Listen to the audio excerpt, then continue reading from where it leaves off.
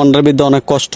এর কারণ হচ্ছে কাস্টমার এমন একটা বাজ দিছে বলার বাইরে, না পারি কইতে না পারি সইতে। এক কাস্টমার আসছে একটি মোবাইল নিয়ে, আইসা বলতেছে মোবাইলটা পানিতে পড়ছে, ওয়াশ করাইতে হবে। পরে আমি কাস্টমারকে জিজ্ঞেস করলাম যে ভাই কিসের পানিতে পড়ছে, বললো যে নদীর পানিতে পড়ছে। পরে কাস্টমারকে বললাম দেন মোবাইলটা ওয়াশ করে দিই। কাস্টমার মোবাইলটা দিল। পরে কাস্টমারকে জিজ্ঞেস করলাম ভাই এটা তো সেনের গন্ধ, আপনি কি সেন্টের মারছেন নাকি? পরে কাস্টমার বললো হ ভাই সেন্ট মারছি। ভাই আমার তো সরল মন, আমি কাস্টমারে জিজ্ঞেস করি না যে ভাই কেন সেন দিছেন বা কি কারণ আসে বিষয়। আর এই সরলতার সুযোগ নিয়ে যে কাস্টমার এরকম একটা বাজ দিব আমি কখনোই কল্পনা করতে পারিনি। পরে কাস্টমার হাত থেকে মোবাইলটা নিলাম, নেওয়ার পর মোবাইলটা সুন্দর করে খুললাম। মোবাইলটা খোলার পর কেমন কেমন জানি লাগতেছে।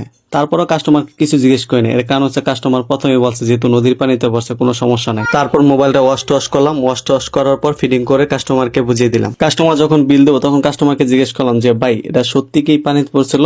পরে কাস্টমার বলল ভাই সত্যি বলতে পানিতে পড়ে না, এটা বাচ্চা পেশাব করে দিছিল। কাস্টমারের কথাটা শোনার পর তো আমি হতভঙ্গ। মনে হলো আমি আকাশ থেকে মাটির ভিতরে টুস করে পড়ছি। কি পরিমাণ বাসটা আমার দিল কাস্টমার। পিছে হারকেন, সামনে একদম বাস বেড়ে দিছে। আবার যেমন